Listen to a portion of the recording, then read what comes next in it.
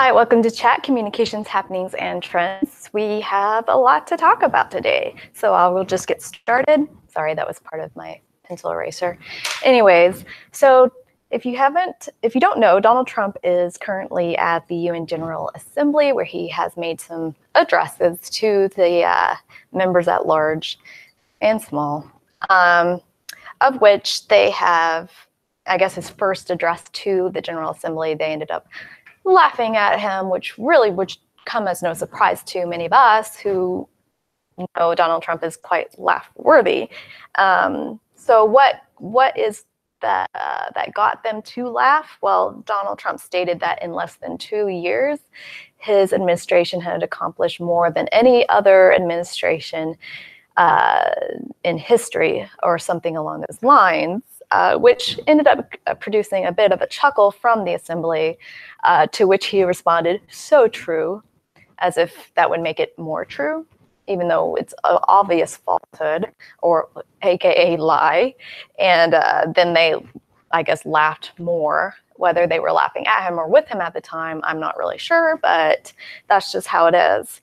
Now, he has made some addresses to the General Assembly, a few of which have been pretty hostile, to say the least.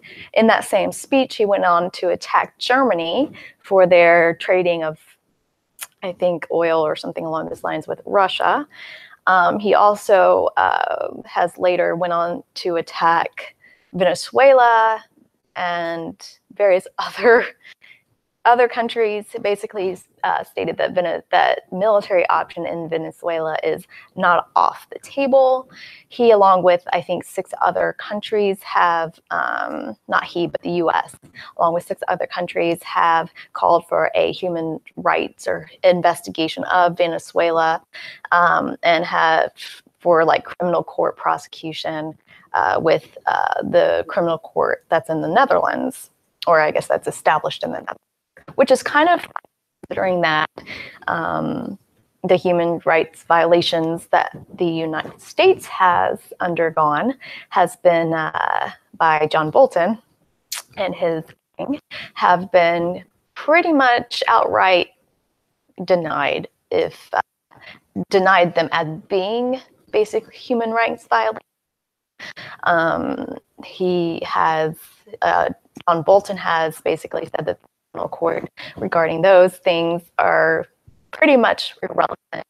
The U.S. will take absolutely no part in it, but then they want to use the same court to go after Venezuela. So I think that's kind of weird, and I'm sure people would probably agree with me on that one. So speaking of Venezuela, we wanted to talk to you a little bit more about what may be taking place there. Now, the president, which is President Maduro, said that he would not be joining the UN General Assembly, but then did make a surprise, I guess, showing at the UN at the assembly, and he also spoke to the assembly for about 55 minutes about how the United States is basically trying to overthrow his government and things like that, which honestly probably isn't untrue, considering how much we love to do that in the States. Now, it's a complicated situation in Venezuela, and it's really hard to get factual information and to basically tease it apart from non-factual information, unfortunately, especially if all we are able to have access to a lot of the times is or are Western media sources, which unfortunately is kind of all the majority of the sources that are available.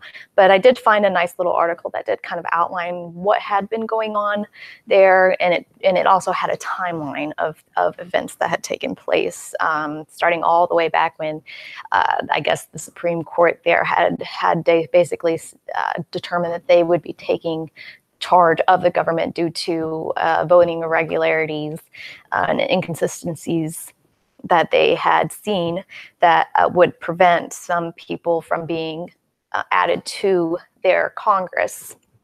And some of those irregularities did, the majority of which did affect the opposing party members. I think it was 4 in total that they had discovered, 3 of which did get into the assembly, which were all of the opposing party. The one that was of the same party that they had blocked did not get confirmed to be a part of the General Assembly. So it's kind of interesting how, the opposing party did push into place their people, their candidates and things like that, but failed to do so for the 4th person that they had seen voting irregularities as well. So it seems like if they wanted to remain consistent, they would have put all 4 of them in Congress. But anyways, the Supreme Court took over and basically will be the de facto government until further notice, because they viewed what had taken place as an act of, I guess, it was unconstitutional for some reason. Anyways, so you start with that, and then there's pretty much chaos. There was the blocking of, God, what was it? It was some oil company that was publicly owned, but they wanted to also go into private ownership and trade with private partners, some of which were U.S. partners. This same oil industry did donate a hefty sum to Donald Trump's 2016 presidential election bid. So that's something that we need to take note too when we assess what's going on with the situation, because they obviously have an invested interest in assuring that their, I guess, private motives are upheld. And so this might be another factor in why the United States may want to overthrow the government, because Maduro and his administration do not want that type of private trading to take place. But so that's another factor. So it's a really complicated issue. There's a lot of things. So in addition to that happening, Maduro's government does control the prices of food and things along those lines, just basic necessities. Well, those have skyrocketed. Now, part of the argument is that because the prices in the black market determine that instead of the government per se, and that has caused skyrocketing prices of food, so everybody's starving. Not to mention that anybody in the United States, if they wanted to donate or somehow alleviate the situation so that people can get access to basic goods and necessities, they are unable to do so, because the United States has basically prevented any currency to go into Venezuela, particularly American currency. And so, again, that's another thing. And the United States have also blocked other countries from doing so. I do also want to note that people that are other South American countries that are advocating for the overthrow of the current Venezuelan administration, they are all conservative countries that have advocated for this. And I think it's 6 in total, including Canada. And so again, that's another complication and another factor to consider, America's interests in this, and who and what are kind of the people advocating for these things. Now, when the president of Venezuela, Maduro, did address the UN Assembly, he also met in private with Russia as well as with Iran. All of these countries that are undergoing sanctions by the United States currently, that these are all sanctioned countries at the time. And so it's just a complicated factor. And I'm sure that Janet probably has more to say on this because it is complicated. And I do want to add that I do know somebody that is from Venezuela, and she has said how difficult it is to actually get currency there to her family that currently lives there. She has basically stated how it's a hell right now in Venezuela. So any type of, I'm sure there's been arguments saying like, well, everybody's fine in Venezuela. It's not really taking place and nobody's going hungry. That's just not true. People are starving in Venezuela right now because of the skyrocketing cost of food. I think they think that like their currency is like so devalued that you'd have to basically use 200,000% of their dollar to equate an American dollar, which is absolutely absurd.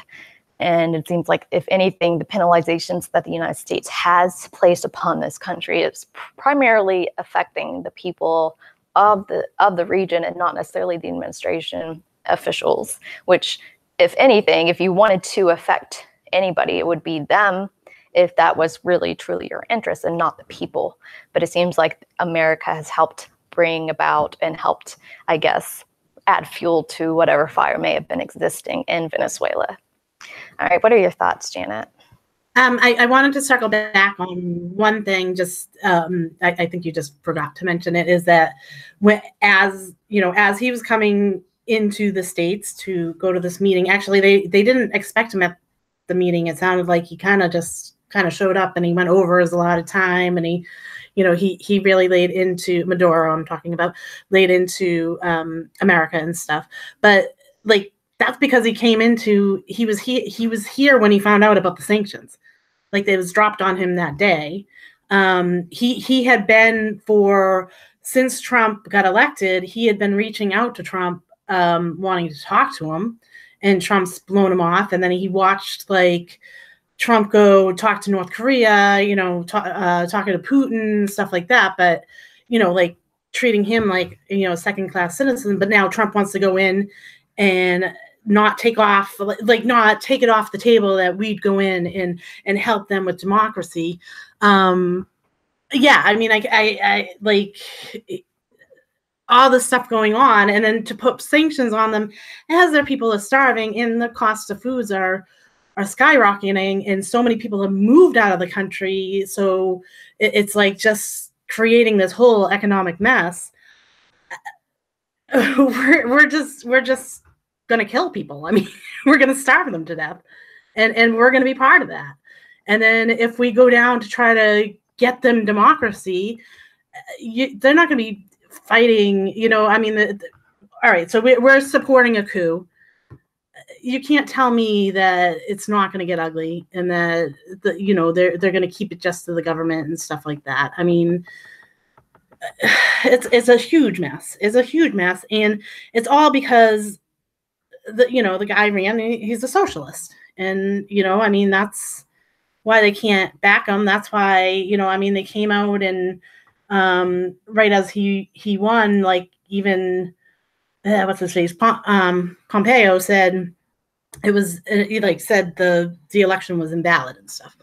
So yeah, it's remarkable because it seems like they wouldn't have necessarily a problem with the situation if it wasn't for that fact that his administration wanted to maintain the oil as a public good. Basically, is saying like the public should have the funds obtained from this oil should go to the public, because this is like the country of Venezuela. This is our land, and would make sense. But again, I just read this, and I don't remember what oil company it is. Citgo.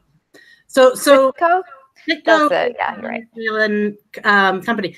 They actually gave money to Trump's campaign. They gave money to Trump's campaign, and he's totally just railroading Venezuela, and there's like, I mean, like you said, we can't get all the facts. I don't think we're ever going to get all the facts, because that country's so messed up and everything that's going on there, and our country is never going to really give us all the facts of what's going on there. I mean, it's like we need that. A lot of the world leaders are coming forward, not what you said, that there's, I believe it's I think you said 6. I want to say it's 5 conservative in Canada signed off on, basically going down and fixing Venezuela or something. But overthrowing, essentially, yeah. Well, whatever. I'm trying to say like how they think they're doing it. They think that they're going and having the criminal courts of human rights violations. They're doing it from a human rights violation standpoint, so that Maduro could get prosecuted in that regard. But again, like you said, Janet, they've only made any type of situation worse. We've only made it worse by adding additional sanctions, by saying that our currency can't be used for the purposes of helping the Venezuelan people, which means basically you're starving them out. Well, when you so look at it this way, like we always say, okay, Trump's only been in, I mean, last year we're saying, oh, Trump's only been in for a few months, and people are saying, oh, all this stuff is happening, and we were like, slow your roll. You know what I mean? Like it wasn't all on him. It was on the administration before. He only got, what was he elected in? Was it March or May? Somewhere around there. So he's only been there for a few months, and this stuff was happening before. So they're going to pin it all on him, and they just it's because he's a socialist. It's totally because he's a socialist. And as they were up in New York, him and the Cuban, damn it, I can't think of his name. I'm so bad. But him and the Cuban president went into Harlem and actually, went to a church, and that was the whole thing. Like that's what, they were saying, like, this is what we do. We go into the countries like America or even Canada or something. Like when they're there, they want to talk to the disenfranchised people of that country. And that's what scares these governments, because you have these socialist leaders talking to disenfranchised people and paying attention to them because they don't want to. Then, you can't blame it. You can't blame it on socialism. You're not taking care of your people.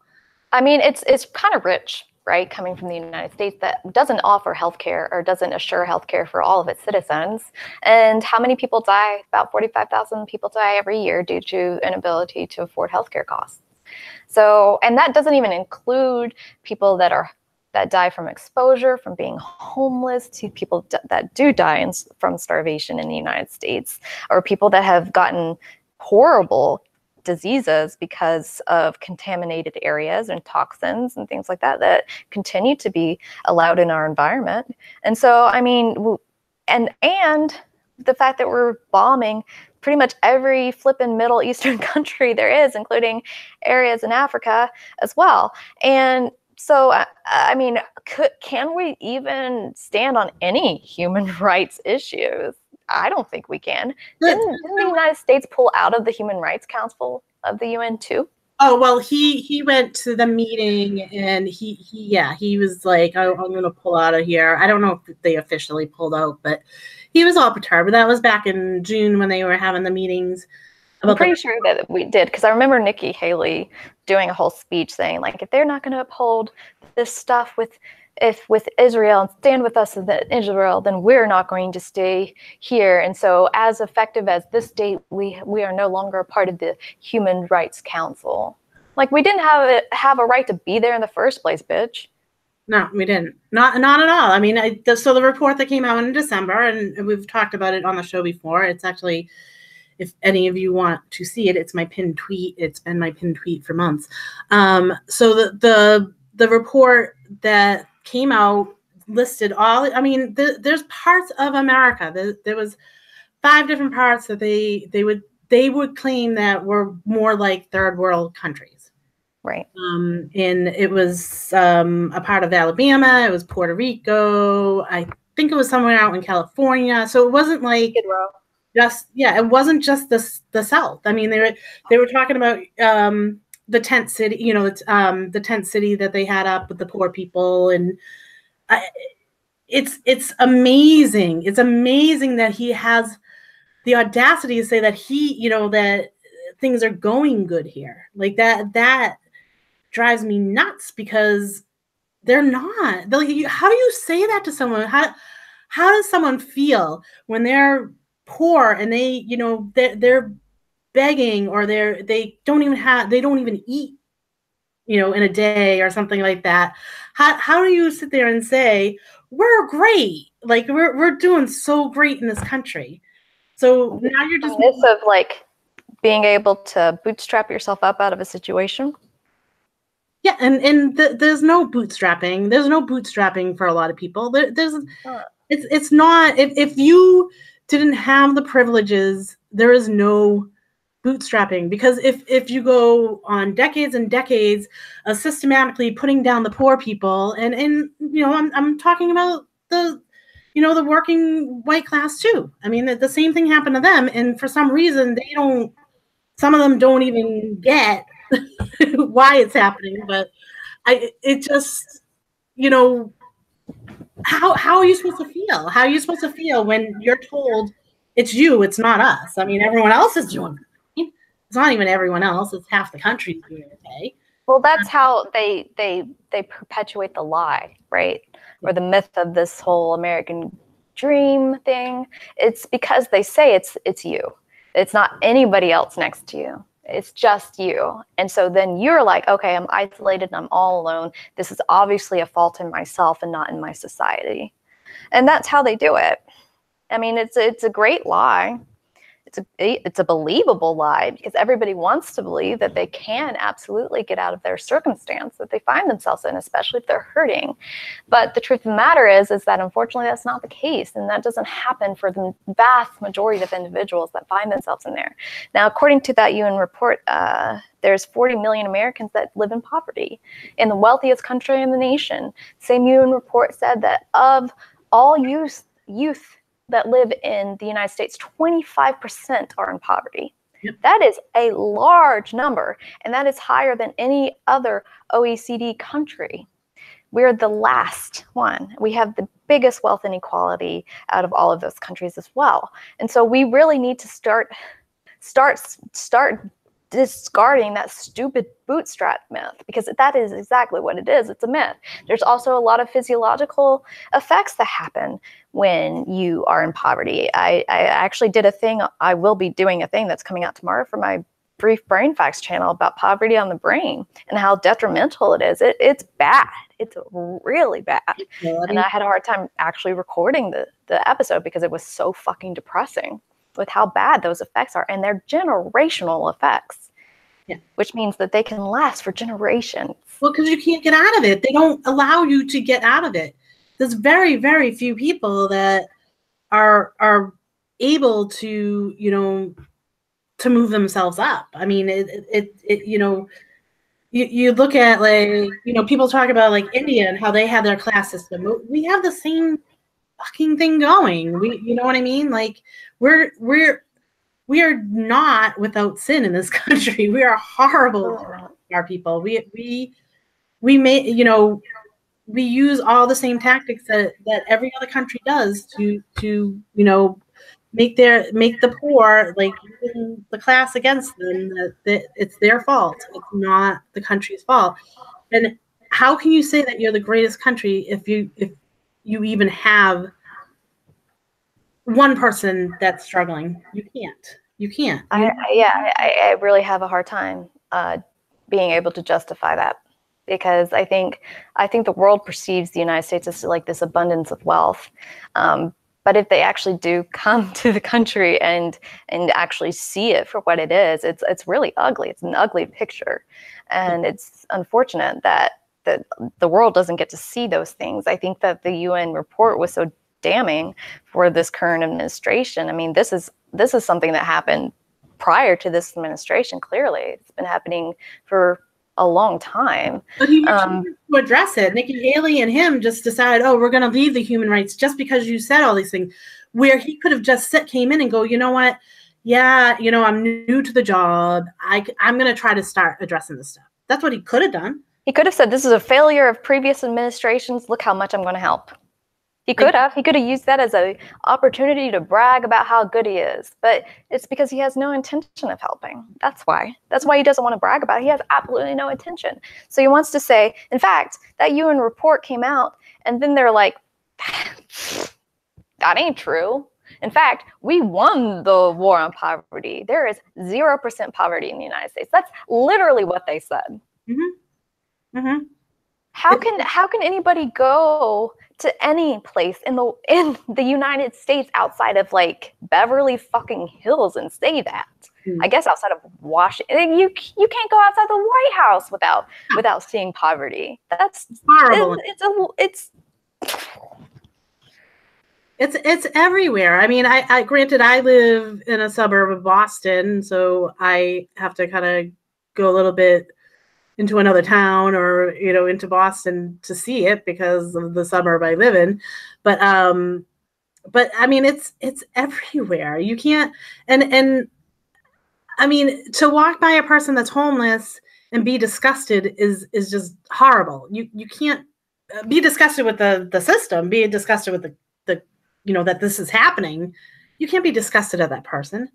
It's not that person's fault. It's really not that person's fault that they're homeless. I mean, granted, okay, there's out like everything. This 1%, like on anything, they're gonna say, oh, this person, they totally screwed up, and that's why they're homeless.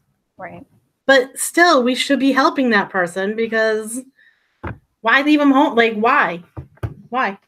Because we like to punish. We're a very punitive society.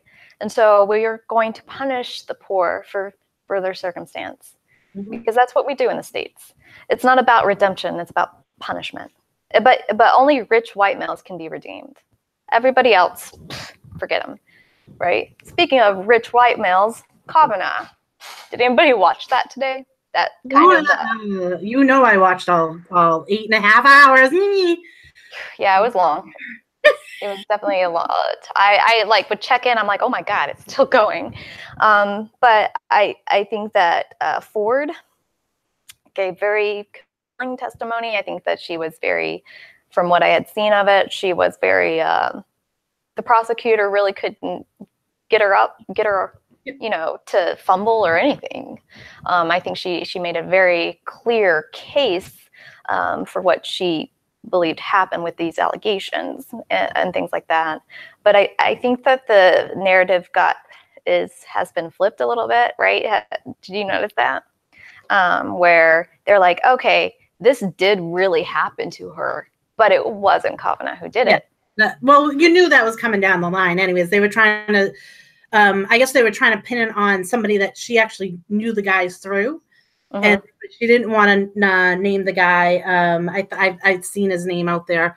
But she, they were trying to pin it on him. Like so it's kind of funny that he sits there and tries to say that he didn't really know her, but he knew exactly the friend that he knew her through. Right. You know what I mean? There's so many inconsistencies in what he said. And I know the Republicans are going to go, oh, no, he did so good. What he did is all he did was like, he wasn't answering the questions. Whenever a Democrat, all the Republicans did for him was boost him up, saying, oh, keep going. I can't believe that these people did this. And they were like, I'm so sorry for what you're having to go through. Yeah. I'm not.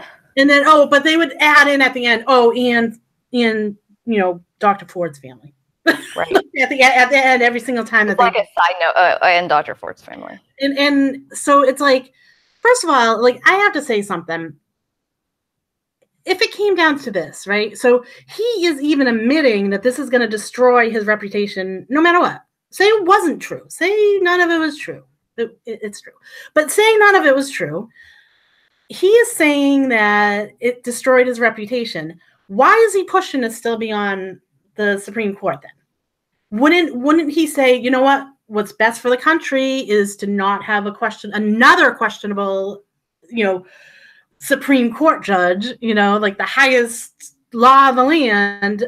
Like, why is he not doing that? Why is he not just backing down and saying, I need to take this time with my family and we need to sort all this out. Maybe the next time, maybe we can sort it out and I can get the next nomination. What he should be saying is, I welcome, like his opening statements, right? I welcome an investigation, thorough investigation. But then, of course, anytime a Democratic senator would say, would you be willing for the FBI to investigate these allegations? He would not answer the question. And essentially, when he did answer, it was like, no.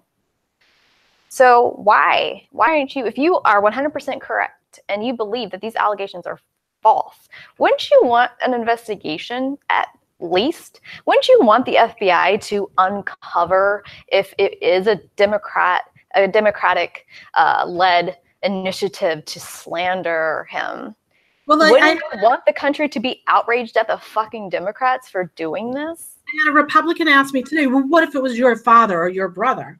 I said, if it was my father or my brother and a woman was coming forward, from 30 years ago saying that they did something, I would say, let them investigate. You know what I mean? Yeah. Like, that's what I would say. I would say, get your friends, testify, let it all come out, because I'm not gonna hide that. Like, if they did something wrong, they did something wrong. I mean, I'm still gonna love my father and my brother if they did something wrong, which they wouldn't do that, because the dynamic of my family, you don't mess with the women in my family. It's not going to happen. But it's I don't know. It's like how can you even think that? Like, and then of course then he pivots. Oh well, what about like if Democrat did it? I go, yeah, I called out Clinton back in the '90s. I called out like I Franken, any of them. Right. I called out all of them. If it truly came out that even say someone I support, and I would call, like, I'd be like, eh. I mean, I've had that happen just in like a mutual situation, that it was someone that I really liked and admired, and then I found out that, and I'm not going to support that person in that. You know what I mean? So it seems like it would be reasonable to hold off on the vote, to request a delay, and have the FBI do a thorough investigation in these claims. That way, if he's right, I mean, I would want his name to be cleared if he's right. I mean, this is horrible to happen if this is a Democratic initiative to slander him. That's horrible, and no party should do that, and they should be held responsible for that if they are. But instead, he basically has said, no, I don't want this to happen. Another thing I think I saw some people in the chat is Lindsey Graham's outburst. God. Ugh. Like, how fucking nutsoid is that? Not only do you have him going, was it him that, when somebody said, hey, I was raped when I was younger and I never came forward, and he goes, oh, I'm sorry, just call the cops, tell the cops. Yeah. Was that him? Was that Orrin Hatch? Both of them were in the news cycle. I think Hatch said something like that too. Orrin Hatch said like that she was attractive. Yeah. Forward. Yeah. Really bad choice of words there, dude. Like just the whole thing. Like, all right, so Grassley comes out. The first thing Grassley wants to do is blame Feinstein, and he has to do it in subcontext. I said, you guys know I don't have any love for Feinstein. I said, if I was Feinstein right there, sitting right, I mean, she's in the screenshot because she's right next to him. I would have been like, hold my beer, and like gone off like you're saying all this shit. I mean, she ended up being able to get it out there before. It was Dr. Ford's request that she didn't go forward. Was there other mistakes? Maybe. I mean, maybe she should have brought it up to the committee. But okay, you see the picture of the committee, and it's all white men sitting there. And as a victim myself, as a survivor, I wouldn't feel comfortable in that situation. I wouldn't feel comfortable with them, just doing a fair investigation. I wouldn't. I would, I would have probably been the same way as Dr. Ford would, in coming forward on something that, that big. I mean, it's easy for me to sit there and talk about it because the guy that it, happened with is not going anywhere in his life, and I don't really have to like say his name or anything like that. But imagine it was someone like that. It was someone like, he didn't know he was going to become a judge later on. You know what I mean? Like she may not even have known that he got the judgeship, years ago through Obama. I mean, she may not have known that, right. Because not everyone pays attention all the time. I mean, I don't know all the judges that they're naming right now, and I'm sure in your mind, when you have something like that happen to you, you don't want like she described even like running into that to the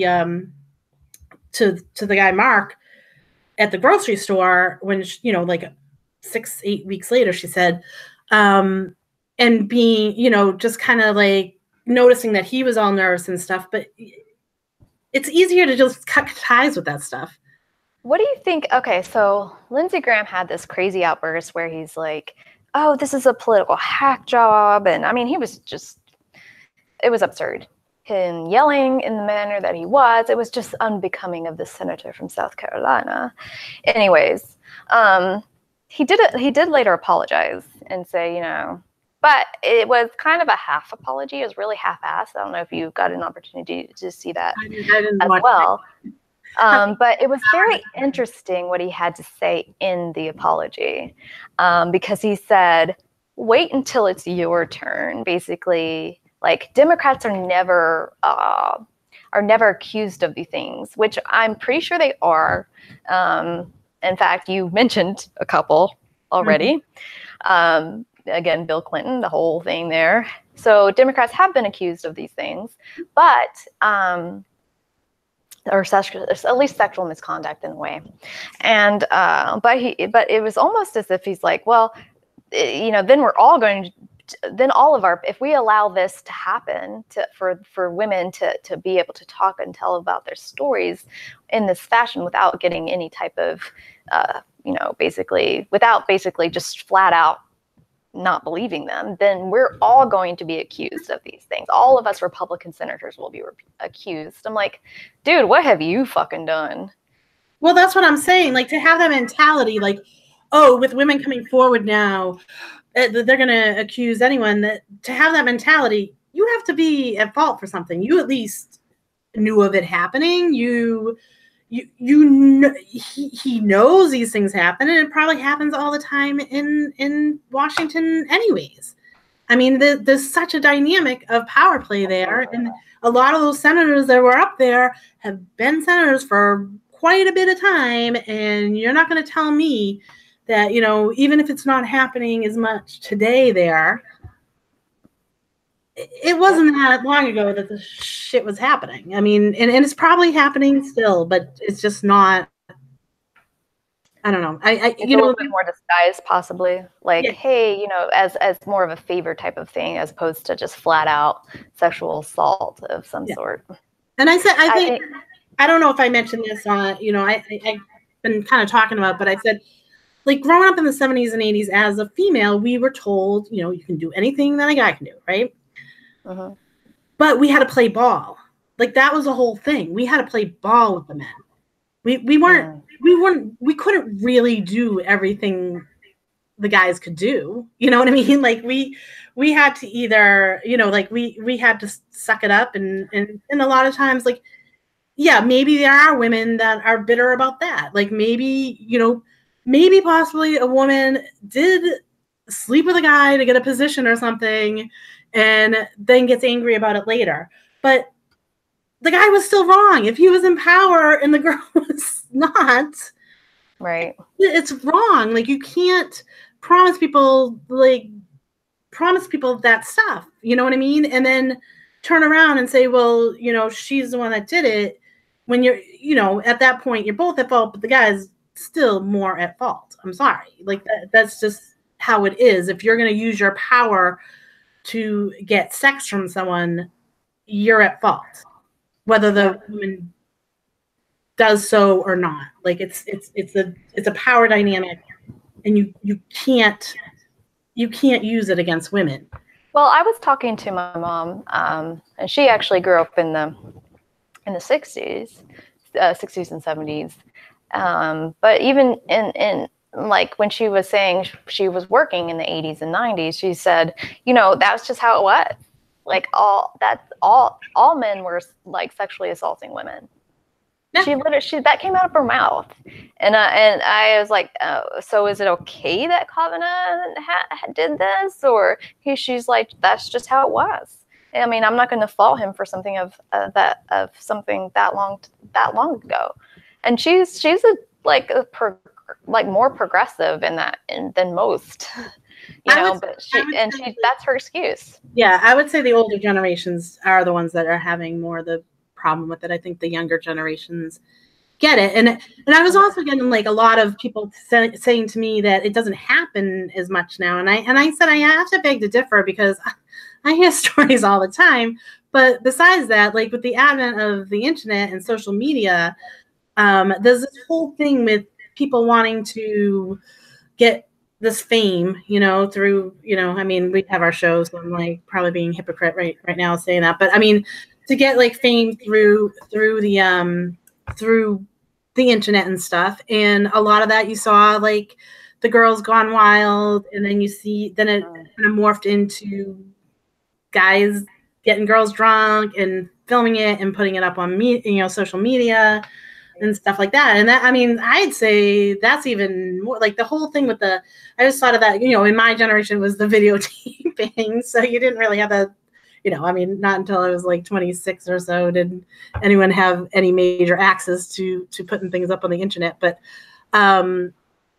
like that, to me, the videotape, like making a record of it or putting it up on social media, that's even another thing. So it's actually in my mind, it's almost worse. Now, I mean, but then there is evidence of it happening because people don't want to believe women that these things can happen to them, or maybe they do believe them, they just don't give a shit. But maybe it's a good and bad thing simultaneously. I mean, there are those laws, at least in California, that have come into effect about using sex tapes and things like that as a measure of retaliation, right? Yeah. And saying that it's against the law to do that, especially to post any type of pornography, I guess, in that regard without the person's permission, which I think is a step in the right direction, because men are more likely to do that to women as a means of punitive measures as well. So it seems like men still in this day and age use sex as both a way to allow women forward and also as a punitive measures. Yeah. That's crazy. Sorry, Lauren, what were you going to say? Girls Gone Wild is like particularly like analogous here because like it's the same shit except like, what he did was a film, but it's like getting girls drunk and then taking advantage of them in university. Because like Girls Gone Wild and all the knockoffs of it is particularly insidious in that way because like they're literally taking advantage of people like under the influence. Yeah. And when you don't you don't think of those things. Like you're young, you're having fun, and everyone's like, and then No, like some of these girls are like really drunk. Oh yeah, that's what I'm saying. Like they're very, very drunk, and to get to manipulate them and taking their shirts and stuff. I mean, like the fact that they can like film this and make a profit off of it is like really disturbing. Absolutely. And of course the women don't profit from it at all. No. But talking about drunk, how many times did Brett Kavanaugh swear his allegiance to beer today? Oh my God, it was at least a dozen times. He's like, I like beer. I love beer. Don't you like beer? Do you like beer? He also loves God. Oh, that's good. But he not as much for God as he did beer, so I don't know. Well, I mean, he's using religion, right, to try to get the religious right on his side. Well, I swear to God and country that I did not do this. I'm like, well, I can swear to God and country all day. It doesn't mean I didn't do something. The thing means I have no fucking morals. The thing about Mark Grassley not coming, not sitting in front and coming as a witness or whatever, he just had to mention like how sick he went through. Like, and I guess it was like he leukemia or something like that, So he's sick and he had to get through all that. But to mention it in that, like when he mentioned it, it's that whole scummy thing. It's like I'll do that like when I want to get back at someone that's trolling me, and I'll be like, oh, so you want to like give shit to a disabled woman even though they don't know I'm disabled, just because they've already played that trick on me about either being gay or black or something like that, like so then I'll like hit them back with that, and it's a tactic. Right. That poor guy that, was part of assaulting this woman is, he got sick. Well, I'm sorry. Someone that's had cancer or someone that's sick can be an asshole still, right. Yeah, absolutely. I mean, there's no doubt. I mean, you could still be a bad person and still be like of a particular protected class at the same time. Those things aren't mutually exclusive. Yeah. I don't understand why people think that that's the case, but it's like people can only do that type of one-dimensional thinking, and it works. It works a lot, and it really works for that side of the aisle, the more right-wing people, because it's like you can't think of a multifaceted person that could possibly do this and do Y.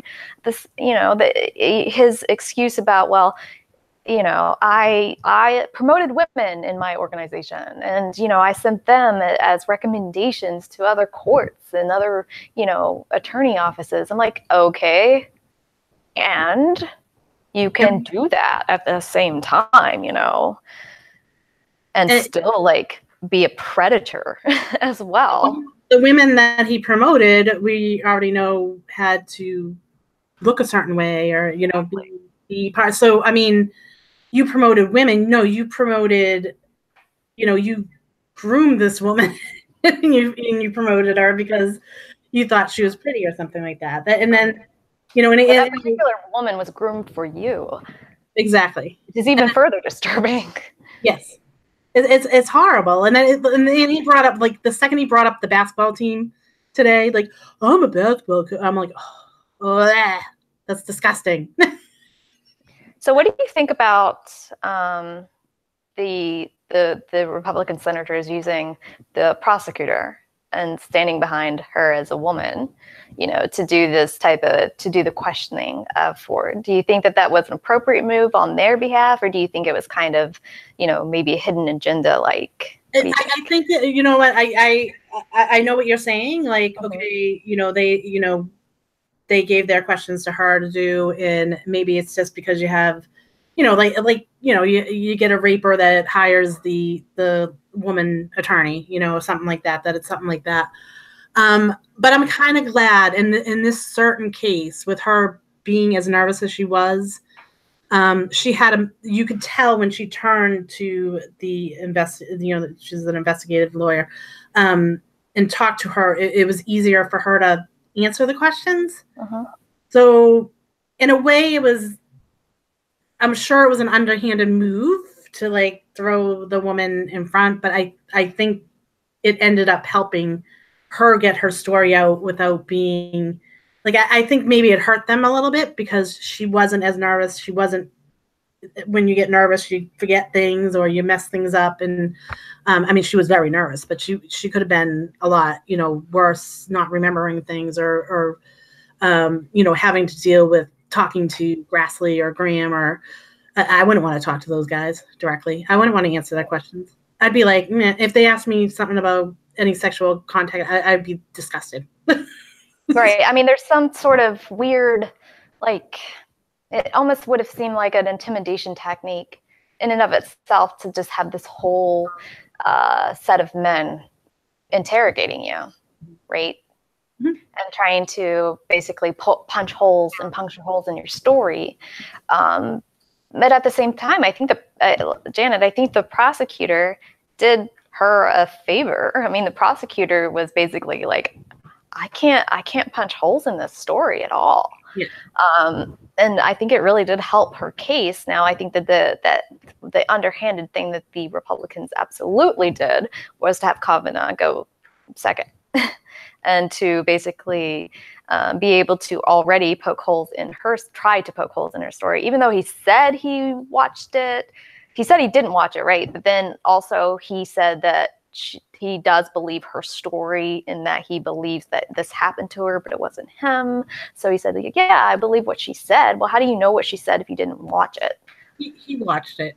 He totally watched it. He was prepared to just. So he perjured himself in that regard. Just the fact that he came in, and he came in so hot too. Like he was even fighting with Grassley right at the beginning. You know what I mean? Like, he was so perturbed that he had to do this. Like, he had to step out of his life because some woman was sexually assaulted by him, and like that was his whole attitude through the whole testimony. It was disgusting watching him. He was just like, and then like, oh my God, his eyes blinking. Every when they asked him, it wasn't Lee, it was one of the other, I think it was Sass or something, like asked him, can I, I'm just going to ask you straight out, just tell me truthfully. And he looks right at the guy, and you just see his eyes like blinking as he's trying to like talk. Like, yeah, that's a sure sign that you're telling the truth, buddy. Yeah, I mean, he either perjured himself saying that he watched it, or perjured himself saying that he agreed with what she had to say that day. Yeah. Yeah. Right. And so if you go ahead and perjure yourself in that regard, should you even be on the highest court in the land? Probably not, guys. I mean, this would be an easy decision if I were a senator. I wouldn't support it. I wouldn't vote for him. That just goes back to even that story aside, the fact that he lied about even watching it or not watching it, because he said he did one, but then said the other. I mean, he lied under oath, guys. Did nobody fucking catch that? Like, well, I mean, he was like, there was so many inconsistencies where he would say something about like, oh no, I didn't drink a lot, and then when they're like, oh well, what does this mean that you were part of the Ralph Club or something like that? And he's like, well, I had a weak stomach. Well, was it from drinking? Well, I did drink. I like beer. I mean, everyone drank beer in high school.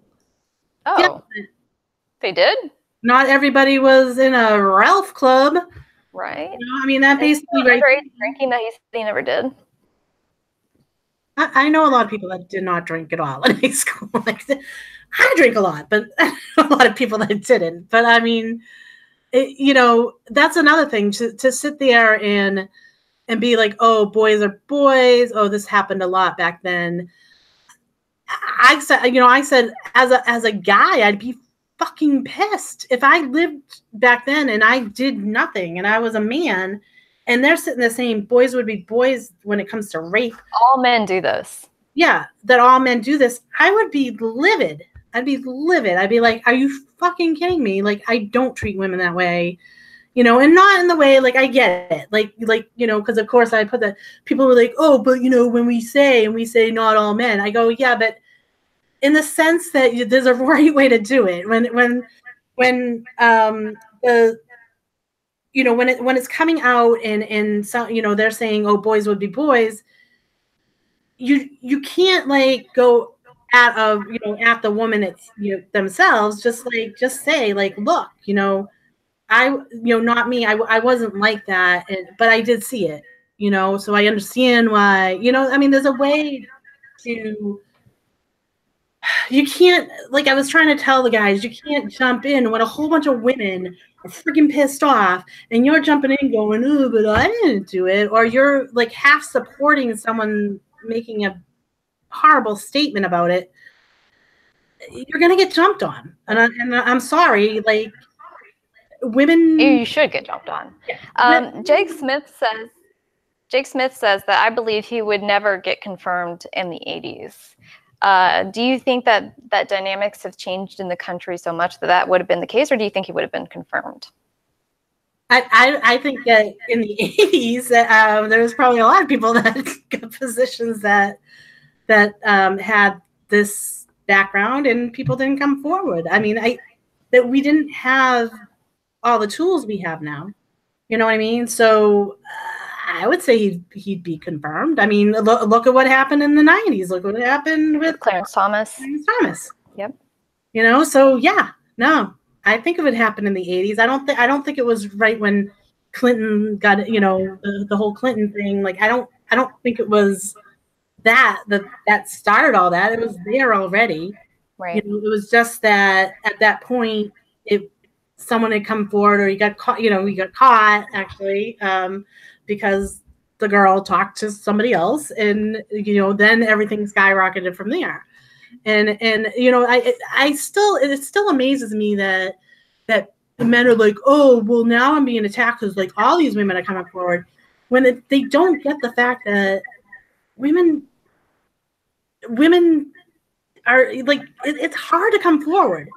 So yeah, sometimes it does take somebody else saying it, right, for you to actually say that happened to me too. I mean, just listening to the calls into C-SPAN today, It was like, I mean, but it was amazing because, you know, all these women are calling in that, you know, this happened to me, this happened to me.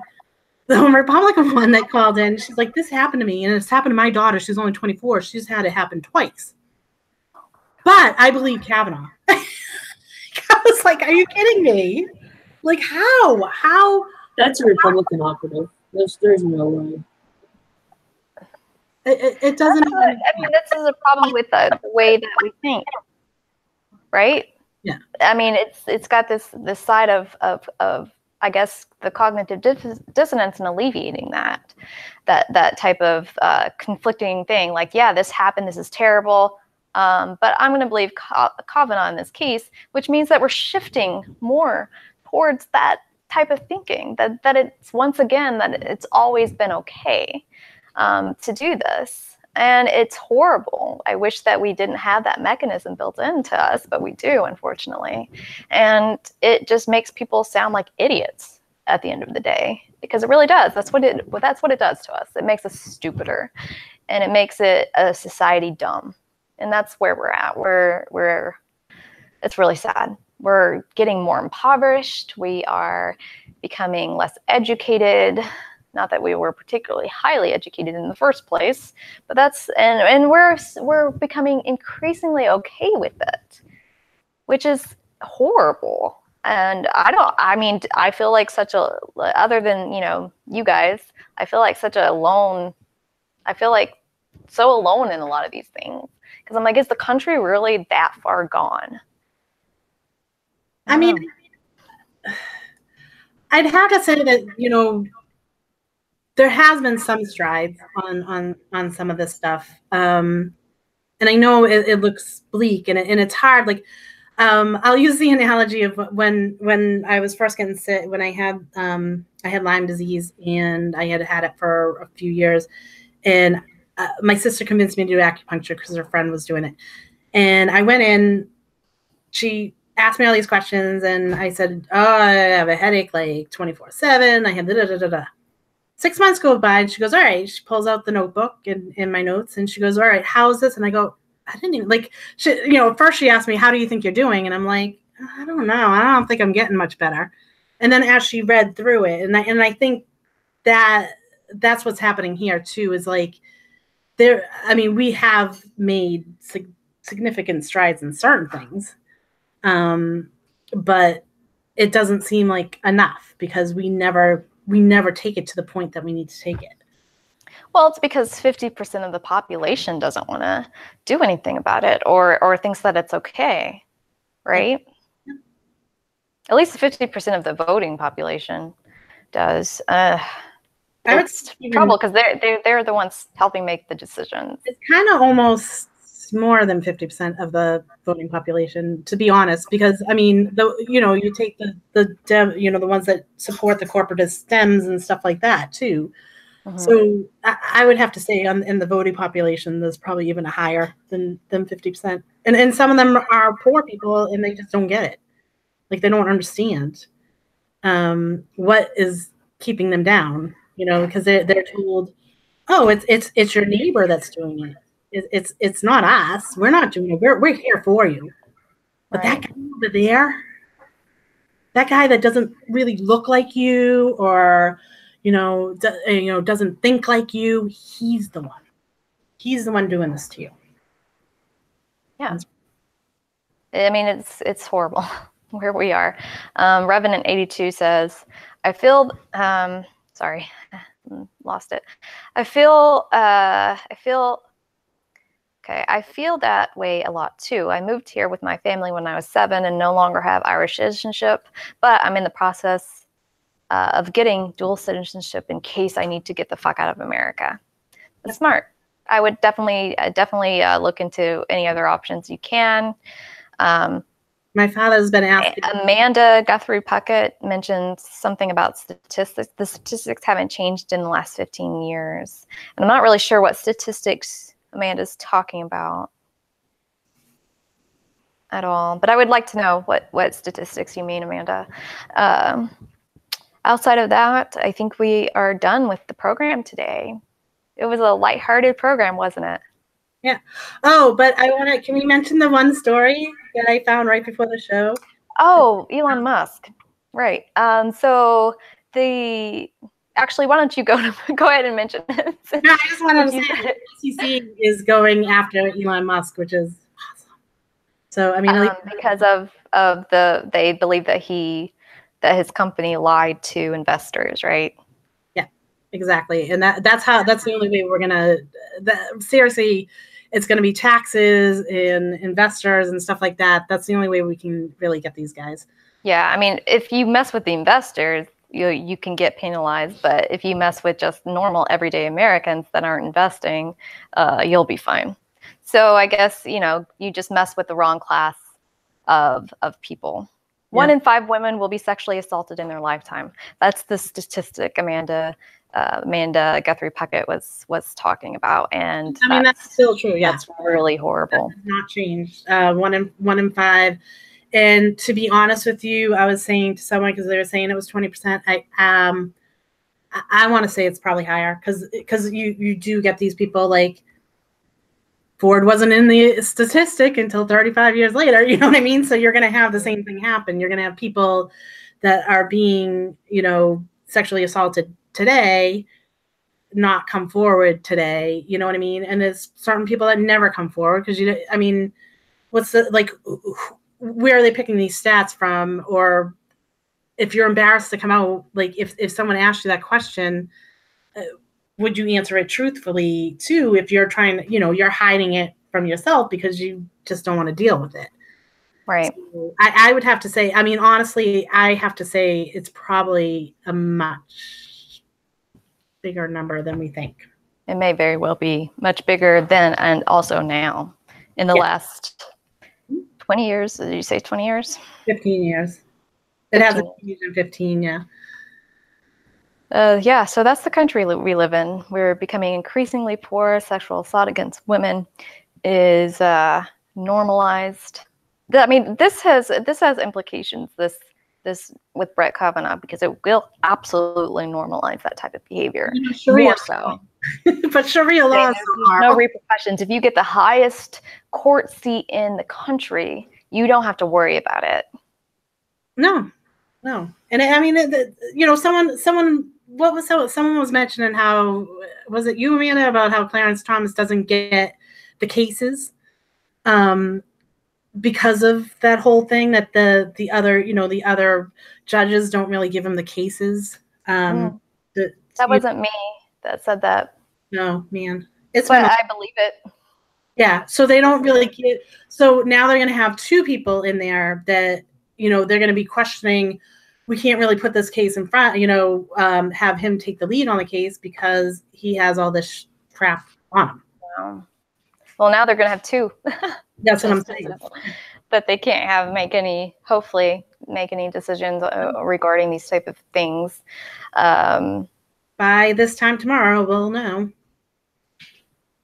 All right. I don't know. Lauren, I'll talk to you in a minute. All right, so guys, thank you guys so much for hanging with us today and watching our, I guess, podcast to some extent, and keeping us company. If you will, if you have the time and a few dollars to spare, please consider going to our Patreon page. If you need to just make a one-time donation, we will also include our PayPal information so that you can make that one-time donation. And we will be back on Tuesday of next week. Thank you guys so much for watching. Bye. Bye, guys.